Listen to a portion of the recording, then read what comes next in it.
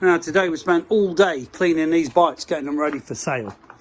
The ceiling is now collapsed. You can see all this crap all over the bikes that I've spent all this time today doing, literally.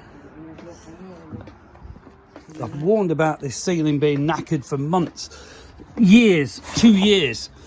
And you can see now everything is soaked. All my tools, my toolboxes, you know, my spares.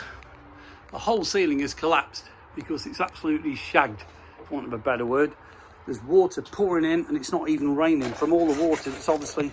Just chuck it outside, Tim. Don't worry about that. Don't get covered in crap. Here. No.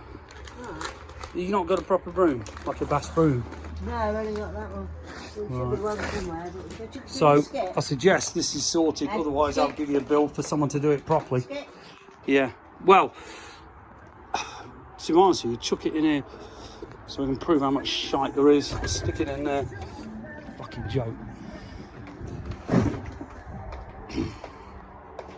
All my bloody tools, everything are fucking wet through now.